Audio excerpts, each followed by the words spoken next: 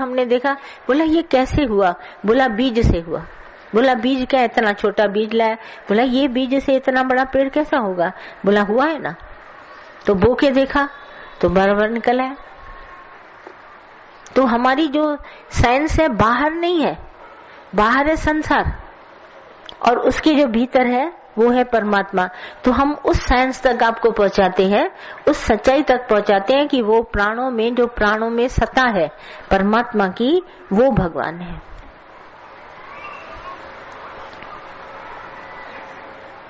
आई बात ध्यान में। हम सब प्राण लेते हैं, नहीं भी लेते हैं, जड़ है तो भी वहां सत्ता है कोई ना कोई, परमात्मा की सत्ता है, जिसको परमार्थिक सत्ता कहते हैं, परमात्मा की सत्ता कहते हैं। उसमें भी बड़ी शक्ति है। जैसे तिनका दिखाई नहीं देता, मैंने कहा उड़ जाए आंख में, एक मिट्टी का कण उड़ जाए, कितना बड़ा घात कर देगा। तो वो शक्ति हिडन, छिपी हुई है और हर जगह है। हम समझते हैं कि वो शक्ति है नहीं, कोई देख नहीं रहा है मुझे, पर कण कण देख रहा है। राम तीर्थ ने कहा तुम गार्डन में बैठा है, तुम्हारे पैरों के नीचे घास दबी हुई है, वो भी तुम्हें देख रही है। उसको हम कहते हैं साक्षी। मेरा मन कहता है कोई मुझे देख रहा है, बार बार एक शक, कोई देख रहा है, कोई देख न ले। तो ये डाउट हमारे अंदर रहता है। वो जो हमारी पावर है भगवान की, वो सब जगह हाजरा हाजुर है, मुझे देख ही रही है। ऐसा नहीं है कि नहीं देख रही। मैं रात को सोता हूँ तो भी देखती है, सवेरे उठता हूँ तो भी देखती है। कोई भी कार्यक्रम कहीं भी हूँ, कमरे में बंद हूँ, कहीं दूर हूँ, पर मुझे देख रहा है। वो परम सत्ता जिसको हम कहते हैं ना कॉन्शियसनेस, तो अंदर जो तत्व है वो मुझे हर बात देख रहा है और मुझे कह रहा है धीरे धीरे ऐसा मत करो, ऐसा करो, ये तुमने ठीक नहीं किया, ये तुमने अच्छा नहीं किया, तुमने दूसरे से धोखा किया। ये कॉन्शियस अगर खुला रहता है ना तो मुझे आवाज देता है ऐसा तुम्हें नहीं करना चाहिए। पर अगर कॉन्शियस बंद है तो अगर कहता भी है तो भी सुनाई नहीं देता। फिर कहते जो मैंने किया सब ठीक किया, फिर गलती हो गई, फिर हम 100 अक्षर कहते हैं, अच्छा तो मेरा अभिमान होगा, फिर मेरी इच्छा होगी। इस दरवाजे को हम खोलने के लिए आए हैं। मास्टर की से मास्टर खोले। तुम कहो कि हम ज्ञान लेके अपना जीवन बना ले, नहीं बना सकेगा। कितना भी बड़ा सर्जन हो, तुम कहेगा अरे छुरी मुझे मालूम है ऐसे काट देंगे, तो नहीं कटेगा। उसको मालूम है हिसाब से क्या करना है क्या नहीं करना है। हर एक की जिसका इंस्ट्रूमेंट है वही उसके लिए जाने। दर्जी की कैंची दर्जी जाने, दर्जी की सुई दर्जी जाने। तुम कहोगे मैं काट देता हूँ, सब गड़बड़। तो इसीलिए ये जो तत्व अंदर मास्टर लगाए, मास्टर कहता है मैं चाबी लगाऊंगा, मैं चाबी लगाऊंगा तो मैं विवेक खुलेगा। तो हम सत्संग में आते आते 1000 बातें सुनते हैं, हमारा विवेक खुल जाता है। खुल जाता है तो हम कहते हैं हाँ अब मुझे बात समझ में आई, तो खड़े हो जाते हैं। बोला अब हम कोई भी ऐसी गलती नहीं करेंगे, अब हम चोरी नहीं करेंगे, ठगी नहीं करेंगे, पाप नहीं, किसी से छिपाएंगे नहीं, मेरा अंदर वाला मुझे देख रहा है, साक्षीपना। तो हमारा गुरु कहता है वो भगवान है, तत्पद सबके भीतर है वो तत्पद, और वो ही भगवान है। बाकी ये शरीर जो है वो इसको स्थूल कहा गया है, ये स्थूल माया है, और सूक्ष्म जो दिखाई नहीं देती, कारण जो और उसके भीतर है वो आंखों से नहीं दिखाई देती। उसको जिस होवे सुप्रसन्न, जो अपने आप अनुभव करेगा, गुरु उसको अनुभव कराएगा तब होगी। तभी हम आपको बोलते हैं गुरु करना बहुत जरूरी है। गुरु मास्टर की लगाएगा, विवेक खुल जाएगा। एक बार विवेक गुरु कर लेने के बाद जब विवेक जागृत होता है तब गुरु का काम उतरा। अब जो विवेक खुला है ना वो तुमको करना ही नहीं देगा। गुरु ने कहा मेरा काम उतर गया, इसने गुरु किया और गुरु के ज्ञान से तुम्हारा विवेक जागृत हो गया। अब न क्रोध तुम करेगा, तुम कहता है मैं क्रोध को वश करूं, इच्छा को वश करूं, कुछ न करो, सिर्फ गुरु करो और तुम उस तत्व तुम्हारा खुल गया, विवेक जागृत हो गया। अब तुम क्रोध कर नहीं सकेगा, अभिमान कर नहीं सकेगा। तुम कितनी भी कोशिश करेगा ना कि मैं क्रोध करूं, अभिमान करूं, राग द्वेष करूं, अंदर वाला तुमको कहेगा नो, बिल्कुल नहीं करो। ये सावधान करेगा। और जिसके अंदर बैठ के कि गुरु इस तरह से सावधान करता है वो सारे पापों से बच जाते हैं। एक द्वैत भ्रम हमारे को गीता भगवान हमेशा कहते थे। तो जब हम सत्संग सुनते थे तो द्वैत बार बार आता था, दूसरा दिखाई देता था, ये करता। जब गुरु ने विवेक खोला तो हमने दूसरा देखा और मैंने जाना कि दूसरे को अगर मैं कुछ भी करूंगी वो मुझे पहुंचेगा।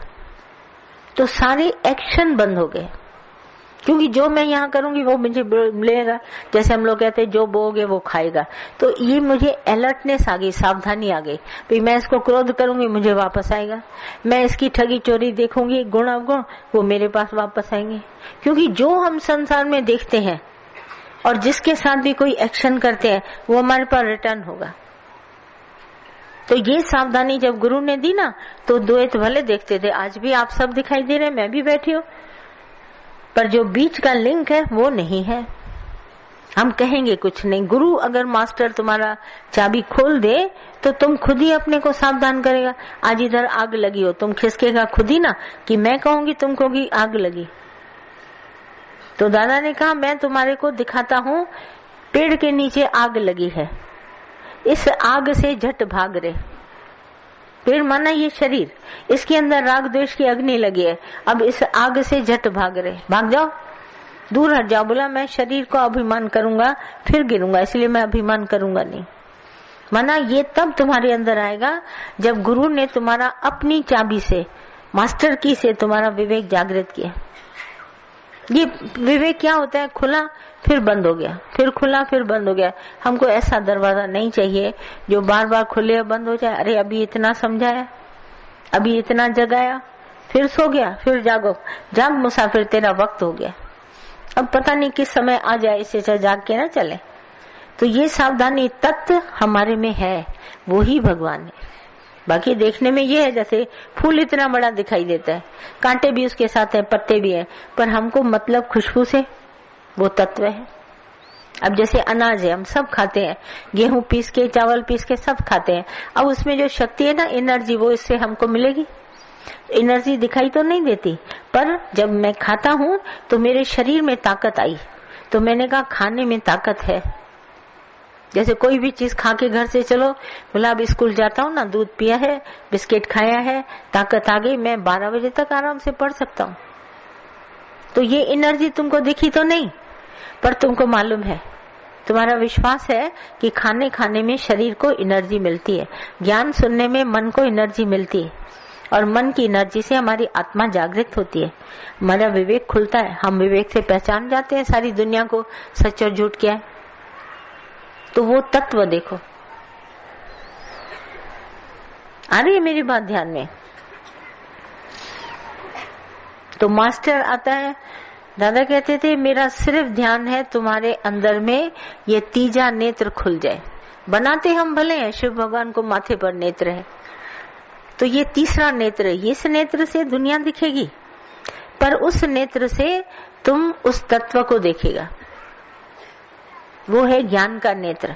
ज्ञान अंजन गुरु दिया, अज्ञान अंधकार विनाश। अब ये 2 आंखें हैं भी, मगर इसका इस्तेमाल नहीं हो रहा है, क्योंकि गुरु के ज्ञान का इस्तेमाल हो रहा है कि भगवान है। जब भी अंदर में कहीं नजर जाती है, बोला ये सब भगवान है, माना इन नेत्रों का मैंने इस्तेमाल नहीं किया, क्योंकि ये नेत्र मुझे दुनिया दिखा रहे थे। मैं कहीं भी गया, मैंने देखा, बोला यहाँ भगवान है, भगवान है ना, माना तीजा नेत्र देखा। हाँ, और इन आंखों से देखते वो फलाना बैठा था। 8 दिन तक तुम ज्ञान भले सुनता है, पर कोऑर्डिनेशन नहीं है तुम्हारे अंदर।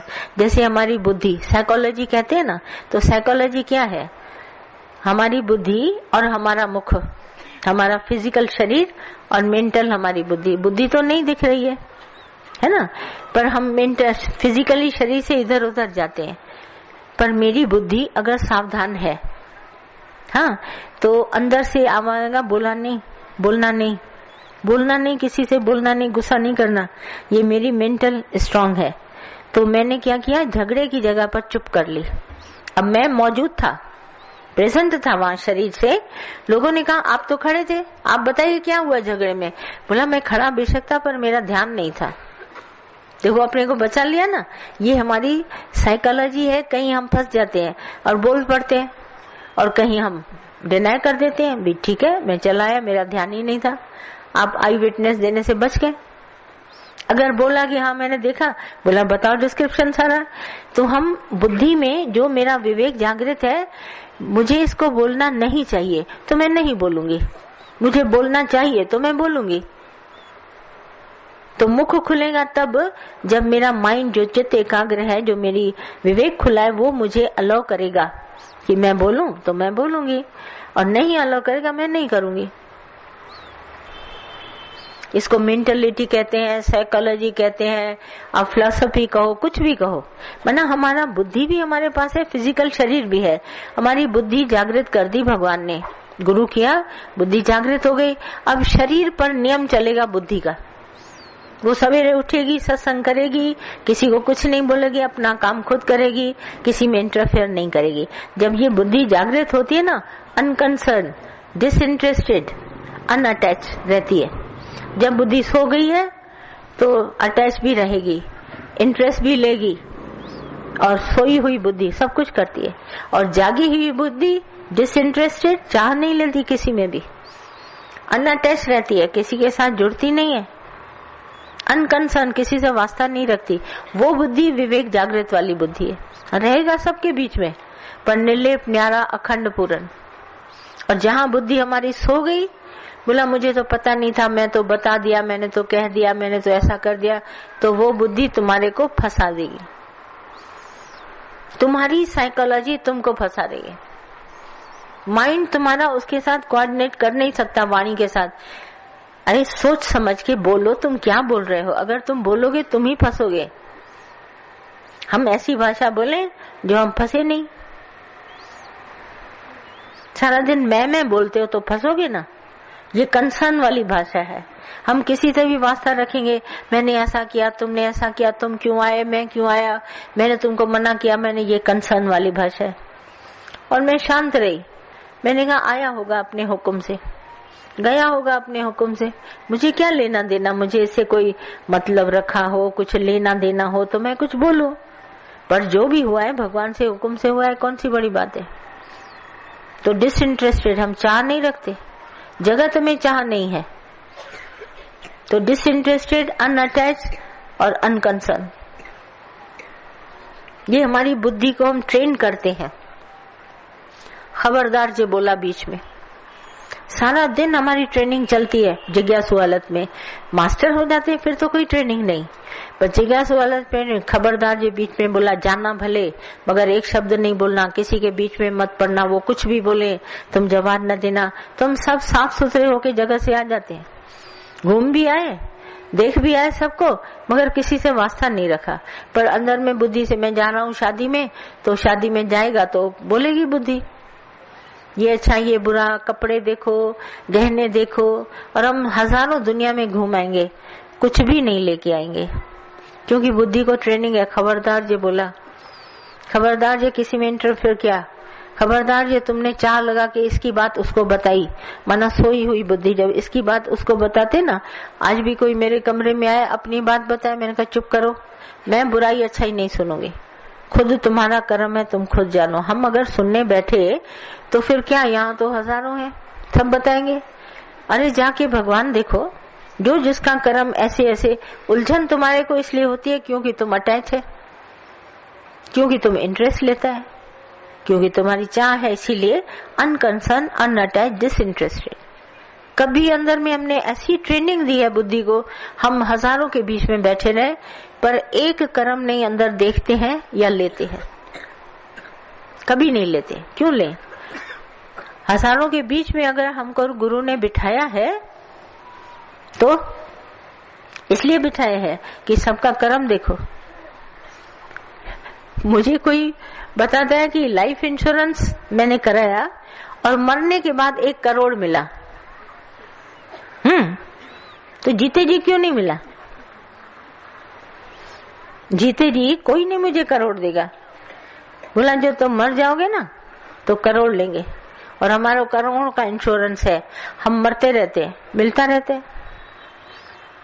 और बेवकूफी की बातों में बीच में बोले, इसमें दखलदारी, उसमें दखलदारी, तो हम कभी नहीं 1 करोड़ जीत पाएंगे। जैसे मरने के बाद 1 करोड़ की लॉटरी लग जाती है। सोचो, और जीते जी एक पैसा नहीं कोई देगा। कभी ध्यान नहीं देते किसी बात। क्यों? हमको गुरु ने इतना अच्छा ज्ञान दिया है। सब लोग ऐसे हिला हिला के पूछते हैं, बैठे तो तुम घर में थे, तुमको कुछ तो मालूम होगा, कुछ तो सुना होगा।